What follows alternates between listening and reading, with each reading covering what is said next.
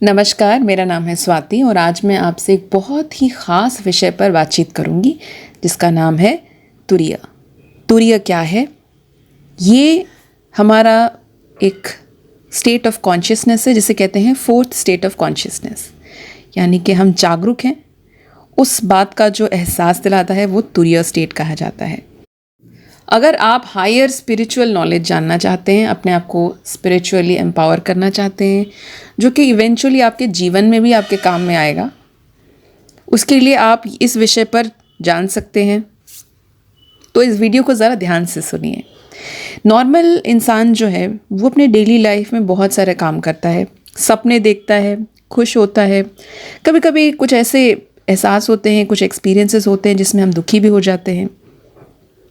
लेकिन हम सब जानते हैं कि हम जब कॉन्शियस रहते हैं, कॉन्शियसनेस का मतलब क्या है पहले जानते हैं। कॉन्शियसनेस मतलब जब आप जागरूक हैं, जब आप सब महसूस कर पा रहे हैं, देख पा रहे हैं कि कोई चल के गया, कोई बात कर रहा है, कोई सो रहा है, या आप हर चीज़ का एहसास ले पा रहे हैं। तो उसमें 3 स्टेट्स ऑफ कॉन्शियसनेस कहा जाता है। एक है जब आप जागे हुए हैं, आपकी आँख खुली है, आप सब कुछ देख पा रहे हैं, वो एक स्टेट है, जागरूक स्टेट है। दूसरा है ड्रीम स्लीप, यानी कि जब आप सो रहे हैं लेकिन आप सपना भी देख रहे हैं, वो एक स्टेट है। और तीसरा जो स्टेट है इसमें कहा जाता है वो है जब आप सो रहे हैं लेकिन गहरी नींद में सो रहे हैं, आपने सपना देखा नहीं है। आप कभी कभी आपने मार क्या होगा कि आप सो रहे हैं लेकिन कोई सपना ही नहीं देखा, आप सुबह उठे और आपने सबको कहा कि अरे मैंने कोई सपना ही नहीं देखा। ये भी एक स्टेट होता है। ये 3 स्टेट रहते हैं, ये 3 ही स्टेट हैं, ये 3 ही स्थिति हैं हमारे जीवन की। ये 3 स्थिति हमेशा फिक्स्ड रहता है, इतना ही है। वैसे मैं आपको बता दूं कि जिन लोगों के राशि चक्र में यानी बर्थ चार्ट में या फिर नवांश चार्ट में अगर उनके 12th हाउस में कुछ स्ट्रॉन्ग प्लैनेट्स हैं, पावरफुल प्लैनेट्स हैं और वो हाउस बहुत स्ट्रॉन्ग है, तो फिर उनका सबकॉन्शियस माइंड काफ़ी स्ट्रॉन्ग रहता है और उनके लिए तुरीय स्टेट को पहुंचना बहुत आसान रहता है, या फिर वो कोशिश करते हैं। उसके अलावा अगर मीन राशि में आपके बहुत पावरफुल प्लैनेट्स हैं या फिर ये साइन बहुत स्ट्रॉन्ग है, तो वो लोग भी तुरीय स्टेट को आसानी से पहुंच सकते हैं या फिर कोशिश कर सकते हैं उस रास्ते में जाने के लिए, क्योंकि उनका सबकॉन्शियस माइंड काफ़ी पावरफुल रहता है, काफ़ी स्ट्रॉन्ग रहता है। यूँ तो हम जानते हैं, ये जो मैं कह रही हूँ आप जानते हैं, लेकिन आप ये नहीं जानते कि ये जो 3 स्थिति हैं उसमें से क्या छिपा हुआ है, उसमें से कुछ ऐसी बात है क्या जो आप नहीं जानते, कोई सीक्रेट उसमें छिपा हुआ है।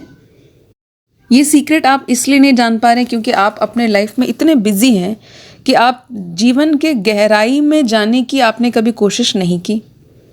लेकिन अगर कोई व्यक्ति स्पिरिचुअल ग्रोथ करना चाहता है, अपना जीवन के गहराई में जानना चाहता है, शायद इसलिए क्योंकि उसके जीवन में बहुत सफरिंग हुआ है, उसे बहुत पीड़ा मिली है, तकलीफ मिला है, उसे जीवन से उसका मन उठ गया है, या फिर उसे समझ में नहीं आता, बोरियत लग रहा है, क्या हो रहा है, ये मैं क्यों पैदा हूँ, मतलब मकसद क्या है, क्या ऐसे ही जीवन चलता रहेगा।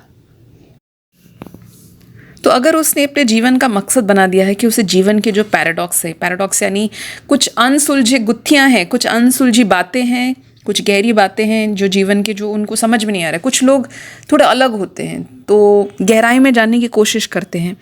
तो लाइफ के जो डुअलिटीज़ हैं, जैसे कि जीवन और मृत्यु, और जैसे कि सफ़रिंग, पेन और प्लेजर, यानी शांति और सफ़रिंग, पीड़ा, और कभी सुख है कहीं दुख है, ये जो 2 अलग अलग चीज़ें नहीं हैं, 2 अलग स्थिति है, हमारे मनोस्थिति 2 अलग हैं। अगर इनको आप बहुत केयरफुली देखेंगे आपको पता चलेगा कि there is a 4th state, एक चौथी स्थिति है जिसके बारे में हम नहीं जानते हैं। चौथी स्थिति जो मन की है वो है उस स्टेट को कहते हैं the 4th state of consciousness या फिर तुरीय स्टेट। तुरीय यानी कोई ऐसा जो कि हमेशा के लिए जागरूक है, एक विटनेस है, एक ऑब्जर्वर है, जो कॉन्शियसनेस है, जो हर चीज़ को देख रहा है, उसे कहते हैं स्टेट ऑफ तुरीय। तो तुरीय स्टेट ये अद्वैत वेदांत में एक बहुत ही इम्पॉर्टेंट फैक्टर है, एक इम्पॉर्टेंट स्थिति कहा जाता है। अगर आपने कभी मांडुक्य उपनिषद वेदांत का पढ़ा है, उसमें इस स्थिति के बारे में बहुत गहराई से बताया गया है। अगर आपने नहीं पढ़ा तो आप पढ़ भी सकते हैं। तो मांडुक्य उपनिषद में एक बहुत ही बेहतरीन एक कॉन्वर्सेशन, एक वार्तालाप है भगवान श्री राम और उनके भक्त श्री हनुमान जी का।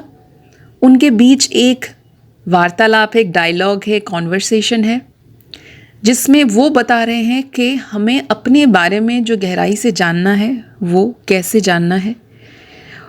श्री राम कहते हैं कि अगर आप कोई भी उपनिषद पढ़ते हैं बहुत भक्ति के साथ, तो आपको ऐसा ज्ञान मिलता है, एक ऐसी स्टेटस मिलता है जिससे आप मेरे साथ मेरे बहुत करीब आ जाओगे, यानी कि भगवान श्री राम के करीब आ जाएंगे, जो कि साधु संत भी नहीं कर पाते। आप सिर्फ उपनिषद पढ़ के मेरे करीब आ सकते हो।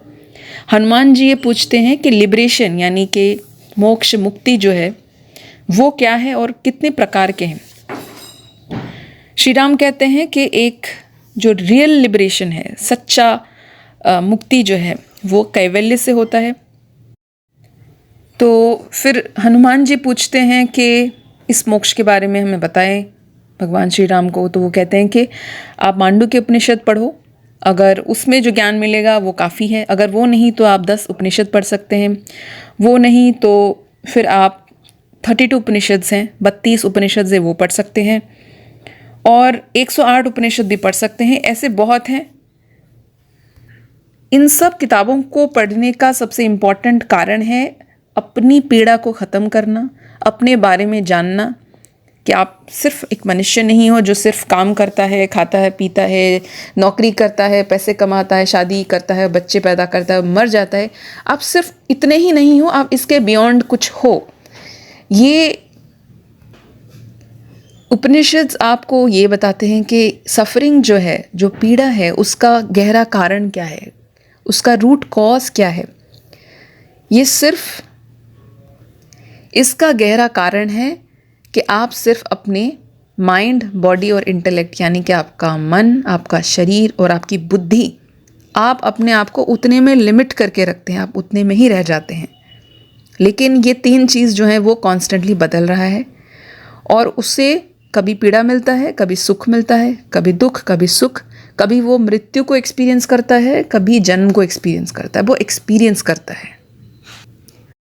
उसके बाद इसमें मृत्यु को डिस्कवर करने के लिए, मृत्यु को एक्सप्लोर करने के लिए कहा गया है कि ये लाइफ का एक पैराडॉक्स है, और ये हमारे जीवन में बहुत बड़ा सवाल भी खड़ा कर देता है कि आप जैसे देख लीजिए कि आपने बहुत प्लान बना लिए कि मैं यहाँ जाऊँगा, वहाँ जाऊँगा, गोवा में ट्रिप मारूँगा, फिर मैं ये कोर्स करूँगा, मैं PhD करूँगा, फिर मैं शादी करूँगा, और मैं ये वो, आपने बहुत लंबे चौड़े प्लान बना दिए। पर हम जानते हैं कि प्लान्स नॉर्मली हम बनाते प्लान कुछ है, होता कुछ और है। बहुत कम लोग होंगे जिन्होंने जैसा प्लान किया वैसा ही हुआ। और यही कहा जाता है कि एक इंसान, ह्यूमन बीइंग एक प्लान बनाते हैं और परमात्मा वो एक प्लान बनाते हैं। अगर दोनों प्लान मैच हो रहा है तो आपका प्लान सक्सेसफुल होगा, अगर नहीं है, मोस्ट ऑफ द टाइम परमात्मा ने जो प्लान आपके लिए बनाया है वही होगा, आपके सोचने से जो है वो नहीं होगा। तो इस पर जब मृत्यु आ जाती है, वो हमारे जीवन के सारे प्रोजेक्ट्स को ख़त्म कर देती है। एक ही झटके में मृत्यु आपके लाइफ के सारे प्रोजेक्ट्स एंड कर देती है। लाइक सोच लीजिए कि आज आपको पता चलता है कि कल आप मरने वाले हैं, डॉक्टर ने बता दिया, या फिर कुछ आपको पता चला suddenly, tomorrow you are going to die. तो आपने जितने प्रोजेक्ट्स किए थे, प्लान बनाए थे, वो सारे प्लान एक ही झटके में ख़त्म हो जाता है या नहीं। सवाल ये उठता है कि अगर सब कुछ ख़त्म होने ही वाला है मृत्यु में, तो इस तरीके से सपनों को चेज़ करना, अचीवमेंट्स के पीछे भागना, इतने कर्म करना, इसका मकसद क्या है? क्या हमें करना चाहिए, नहीं करना चाहिए? हमारे जीवन का मूल्य क्या है? अगर जीवन ख़त्म होने ही वाली है तो इस पूरा जो एग्जिस्टेंस है उसका मूल्य क्या है? मैं सवाल कर रही हूँ, मैं ये नहीं कह रही हूँ कि जीवन का मूल्य नहीं है। जीवन का मूल्य बहुत है, मैं वो बताऊँगी आपको। ध्यान से सुनिए। अद्वैत वेदांत जो इन सारे सवालों के बहुत ही इंटरेस्टिंग आंसर देता है और बहुत ही गहरे और जिसमें बहुत डेप्थ है वो जवाब देता है। वो ये कहता है कि एक स्टेट ऑफ तुरीय जो है, जिसमें जिसे कहते हैं the eternal witness which is unborn, undying and partless, यानी कि आपके अंदर एक ऐसा एसेंस है, आपके अंदर कुछ ऐसा है जो ना कभी मरता नहीं, जो कभी पैदा नहीं हुआ, जिसको तोड़ा नहीं जा सकता। आपके अंदर एक अंश वैसा है। आप अपने आप को क्या सोचते हैं? आप सोचते हैं कि या तो आप मन हैं, शरीर हैं या बुद्धि हैं। आप इन तीनों से अपने आप को जोड़ देते हैं कि मैं, आपको पूछा जाए कि आप कौन हैं, आप मैं पूछूंगी कि आप कौन है, तो आप तुरंत अपने माइंड को सोचेंगे, अपने मन को, या अपने शरीर का आपका पिक्चर आएगा, या आपकी बुद्धि, आपके थॉट्स जो चल रहे हैं कि मैं ये हूँ, मैं डॉक्टर हूँ, मैं इंजीनियर हूँ, या मैंने ये पढ़ा है, या मेरे भाई ऐसे बहनें, तो आप इन चीज़ों से जोड़ने लगेंगे। लेकिन अद्वैत वेदांत जो है वो आपको इन चीज़ों से बिल्कुल हटा देता है, कहता है कि ये आप हैं ही नहीं, ये क्या कर रहे हैं आप ना मन है, ना शरीर है, ना बुद्धि है, आप वो हैं जिसने सब कुछ देखा है। आप एक विटनेस हैं, आप एक ऑब्जर्वर हैं, आपने हर चीज़ आपके साथ जो बचपन से लेकर आज तक घटा है, आपने सिर्फ वो देखा है। अब चलिए मैं आपको एक एग्जांपल देती हूँ, अगर आपको समझ में नहीं आता है। जैसे आप एक मूवी देख रहे हैं, एक पिक्चर देख रहे हैं, आप अपने लैपटॉप में फिल्म देख रहे हैं, ठीक है, तो आपको ये तो पता है ना कि लैपटॉप का एक स्क्रीन है, तो आप कोई भी मूवी चलाएं, मूवी ए, मूवी बी, मूवी सी, 3 पिक्चर हैं आपके पास। मूवी ए में आपने देखा उसी लैपटॉप के स्क्रीन में, बंद कर दिया, लैपटॉप का स्क्रीन फिक्स्ड है। फिर मूवी बी आपने नई मूवी देखी, फिर बदल गया स्क्रीन, अलग अलग चीज़ें, अपनी इमेजेस देखी। मूवी सी देखा, उसमें भी अलग अलग 3 पिक्चरें बदल गई, लेकिन लैपटॉप का स्क्रीन तो फिक्स्ड है ना, उसी के ऊपर पिक्चरें चल रही हैं। आप जो देख रहे हैं वो मूव नहीं हुआ, वो अपनी जगह पे स्थिर है, उस पर अलग अलग इमेजेस आए, तो वो लैपटॉप का स्क्रीन आप हैं। तुरीय स्टेट उसी को कहा जाता है, वो चीज़ जो फिक्स्ड है, जो खुद नहीं बदलता, वो सिर्फ देखता है क्या हो रहा है। स्टेट ऑफ तुरीय को निर्विकल्प समाधि भी कहते हैं, यानी कि ऑब्जेक्टलेस कॉन्शियसनेस, जो कि मेडिटेशन के स्टेट में पहुंचा जाता है। अब आप ये कहेंगे कि अगर ये है मेरे अंदर, द स्टेट ऑफ तुरीय और अवेयरनेस और कॉन्शियसनेस अगर मेरे अंदर सालों से है, सालों से मतलब आपके कितने जन्म आपने लिए हैं, वो है हमेशा से, तो मुझे पता क्यों नहीं है? क्योंकि इसको छिपा कर रखा जाता है ताकि आप खुद डिस्कवर करें, आप ही के अंदर है, आपको पता नहीं है, आपको डिस्कवर करना है, उस चीज़ को महसूस करना है कि आपके अंदर एक ऑब्जर्वर बैठा है, एक साक्षी जो कहते हैं, साक्षी बैठा है जो सब कुछ देख रहा है, सब कुछ महसूस कर रहा है, पर वो जो हो रहा है उससे वो अलग है, वो आप हैं।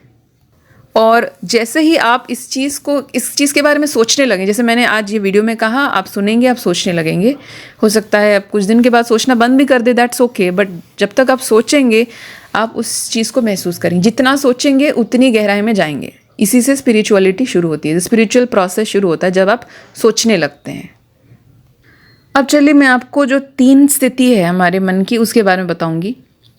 जो वेकिंग स्टेट है, जब आप जागरूक हैं, जब देख रहे हैं, जैसे नॉर्मली आपका जैसा जीवनचर्या रहता है, जैसे आपका लाइफ रहता है, उसमें आप पूरा यूनिवर्स आपके बाहर है और आप बाहर की चीज़ें देख रहे हैं, बहुत सारे ऑब्जेक्ट्स हैं, रोड है, बिल्डिंग है, घर है, आपके फैमिली मेम्बर्स हैं, आपके दोस्त हैं, किसी कैफेटेरिया में बैठे हैं या किसी मॉल में जा रहे हैं, कुछ भी कर रहे हैं। वो जो बाहर का जो दुनिया है उसे वेकिंग स्टेट ऑफ कॉन्शियसनेस कहते हैं, जहाँ पे आप बाहर की दुनिया को देख रहे हैं और आप अपने मन, शरीर और बुद्धि, इन तीनों का एहसास आपको हो रहा है। मतलब आपको फील हो रहा है कि ये चीज़ें एग्जिस्ट करती हैं, जैसे मेरा मन, मेरा शरीर और बुद्धि, और एक डुअलिटी रहती है, जैसे लगता है कि इसमें आप और आपके बाहर जो चीज़ें हैं उसमें एक बैरियर, एक इनविजिबल बैरियर है। सेकंड स्थिति जो है उसे कहते हैं ड्रीम स्टेट। इसमें जो पूरा ब्रह्मांड है, जो बाहर था, जो मैं अभी कह रही थी कि बाहर आपने जो देखा, महसूस किया, चला, वो जो पूरा स्थिति जो बाहर था वो अब आपके अंदर आ गया है। जब आप सपने में होते हैं, आपने महसूस किया होगा कि तब आपको अपने शरीर का एहसास नहीं होता है, कि अब लगता है कि शरीर है ही नहीं, तो अब डुअलिटी नहीं एग्जिस्ट करती है, अब एक सिंगल सब्जेक्ट है। जैसे वेकिंग स्टेट में आपको लगता था ना कि आप अलग हैं और बाहर की दुनिया अलग है, लेकिन अब वो नहीं, अब एक ही स्टेट है, एक ही जगह है, और वो जो जगह है वो आपका माइंड है। माइंड में पूरा ब्रह्मांड क्रिएट हो गया है और आपको रियल भी लग रहा है कि सब कुछ हो रहा है। जैसे अगर आपने ज्योमेट्री या फिर मैथमेटिक्स पढ़ा होगा, उसमें होता है ना प्लेन का concept, there is one plane और उसमें एक्स वाई जेड एक्सेस है। तो लेट्स से आपका एक 2 डायमेंशनल प्लेन की तरह है, देयर इज़ वन प्लेन और उसमें सब्जेक्ट और ऑब्जेक्ट दोनों एक ही प्लेन पर हैं। जैसे मिरर और उसका इमेज एक ही प्लेन में है, वैसा।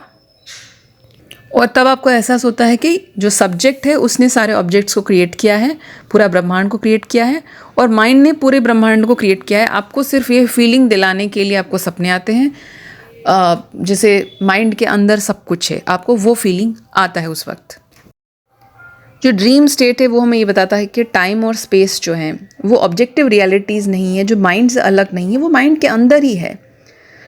जो ड्रीम स्टेट है, जो सपने का स्थिति है, जब आप सपना देखते हैं, वो हमें ये बताता है कि बॉडी जो है वो एक माइंड का प्रोजेक्शन है, क्योंकि बॉडी एग्जिस्ट नहीं करता ड्रीम स्टेट में। आपका ड्रीम स्टेट में आप बॉडी को फील कर पाते हैं? नहीं कर पाते हैं। आपको यही लगता है कि बॉडी भी एक माइंड का प्रोजेक्शन है।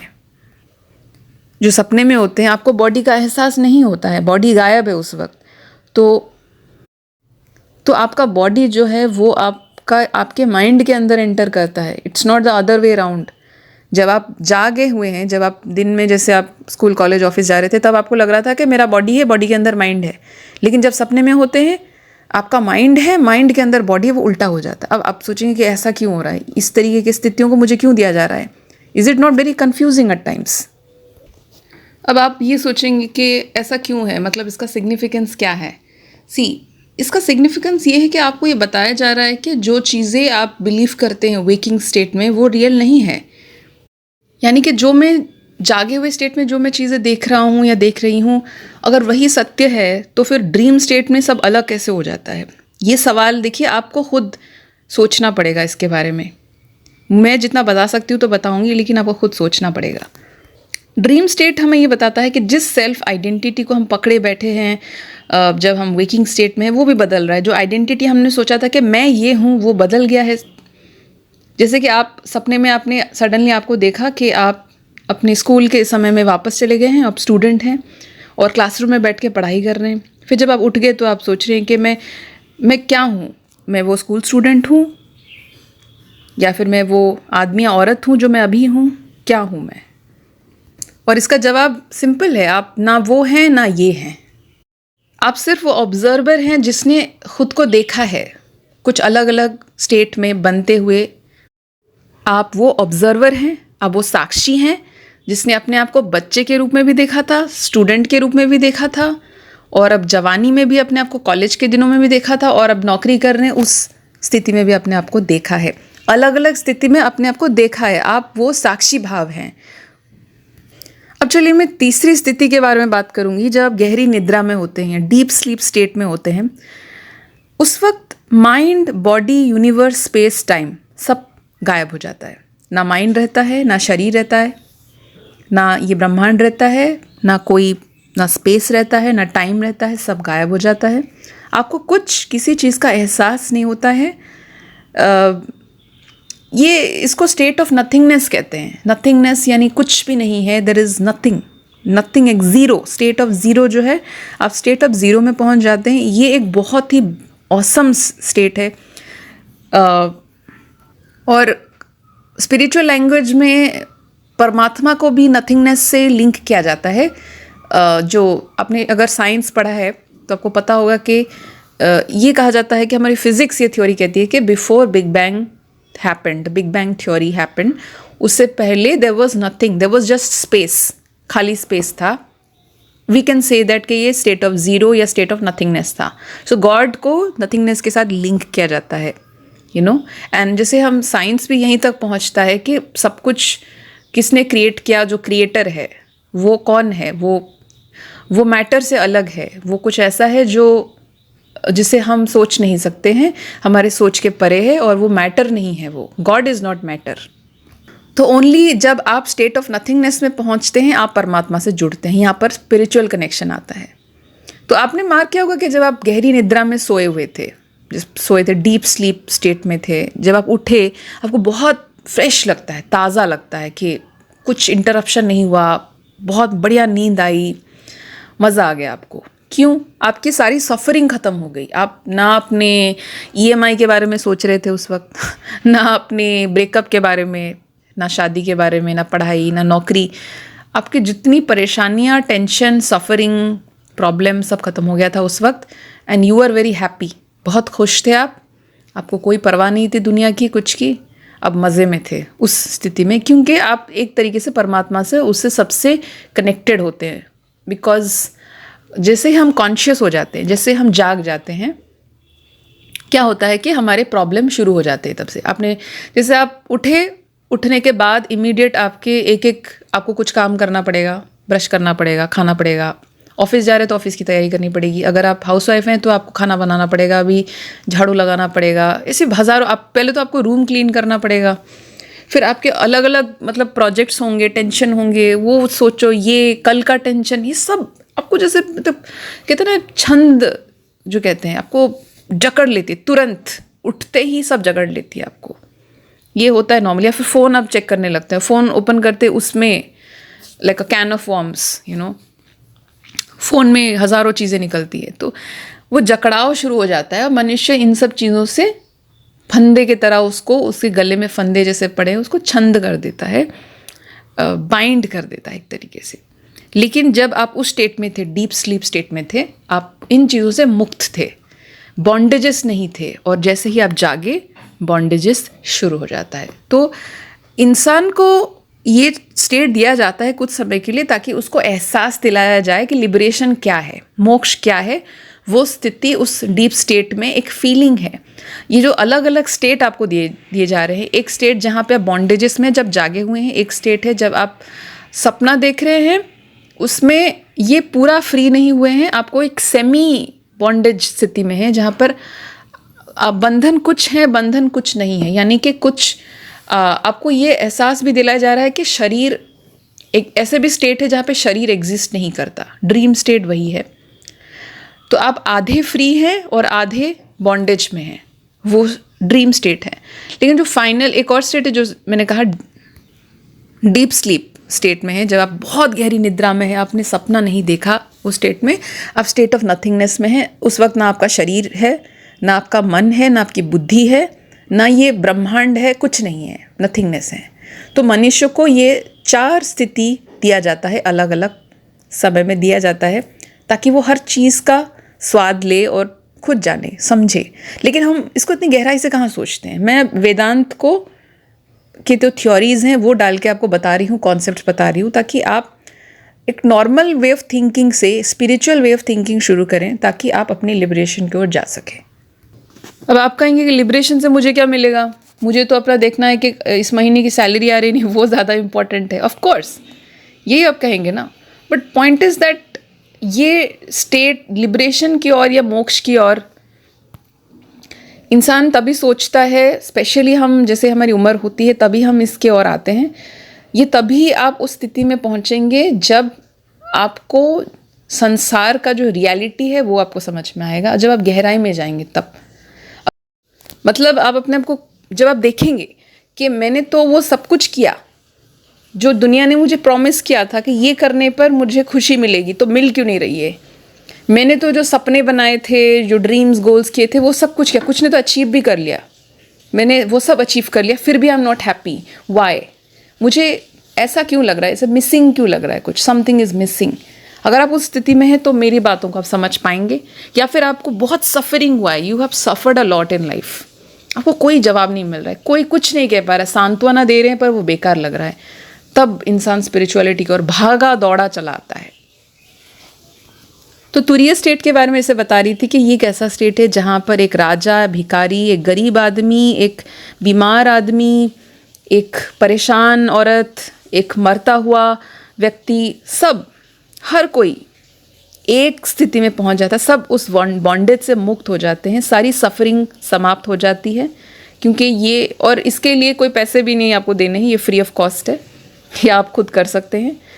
ये स्थिति जो है, ये एक ऐसा स्थिति जो सबको समान स्थिति में लाता है, और ये आपको ये कहता है कि सब समान है, ये जो बाहर देख रहे हैं जो दुनिया में हो रहा है वो एक इल्यूजन है, उससे हमें मुक्त होना है, उसके परे जाना है। State of eternal consciousness bliss, the state of knowing about to self, और द स्टेट ऑफ तुरीय जो कहते हैं, वो एक ऐसा स्टेट है जो माया को काट देता है। माया क्या है? माया वो है जो यूनिवर्स को क्रिएट करता है, हमारे मन को क्रिएट करता है, शरीर को दिखाता है कि मन है, शरीर है, ब्रह्मांड है, जबकि असल में कुछ है ही नहीं, कुछ एग्जिस्ट नहीं करता। और ये एक इल्यूजन है जो हमारे आंखों के सामने है। जैसे हम कभी कभी एक रस्सी को देख लेते हैं, सोचते हैं कि ये सांप है, जब रोशनी नहीं रहती है तो हमें लगता है कि ये सांप है, लेकिन वो सच में एक रस्सी है। तो ये जो ब्रह्मांड है जो हम देख रहे हैं, माया ने उसे ढक लिया है, जबकि सच में कुछ एग्जिस्ट नहीं करता। और जो भी आप बाहर देख रहे हैं, that is just a projection of your consciousness. यानी कि आप जब जागे हुए हैं, आपका जो कॉन्शियसनेस, जो ऑब्जर्वर है, वो जो प्रोजेक्ट कर रहा है वो देख रहे हैं, पर असल में कुछ है ही नहीं। बहुत डिफ़िकल्ट कॉन्सेप्ट है और सोच के लगता है कि ये क्या बकवास है, साइंटिफिक तो कुछ लगता नहीं है। लेकिन स्पिरिचुअलिटी जो है वो साइंस के बियॉन्ड है।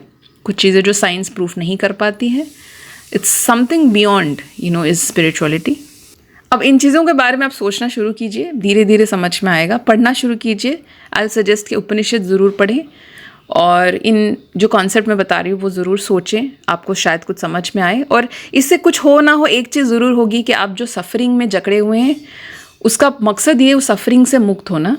आप सफ़रिंग से मुक्त ज़रूर होंगे। आपको ये समझना है कि जो चीज़ें आपके आसपास हो रही हैं, जो गड़बड़ हो रहा है आपके लाइफ में या सुख दुख चल रहा है, वो सब आज है कल चला जाएगा। It's just an illusion. आपको उसके बियॉन्ड जाना है, क्योंकि आपने पहले भी उनका सामना किया था, आज भी करेंगे, आगे भी कुछ और बदल जाएगा। उससे आपको अटैच नहीं होना। इसका होल पॉइंट ऑफ जो मैंने आज बताया उसका यही है। और कोशिश कीजिए गहरी निद्रा में जाने की। वो एक बहुत बढ़िया स्टेट है। आपका स्लीपिंग स्टेट बहुत अच्छा रहना चाहिए। जितना डीप स्लीप लेंगे आप उतने ही फ्रेश और ताज़े रहेंगे। बस इसी के साथ आज का वार्तालाप मैं यहीं पे समाप्त करती हूँ। कुछ और इंटरेस्टिंग ऐसी बातें लेके मैं फिर आऊँगी। तब तक के लिए keep watching this videos. Thank you so much.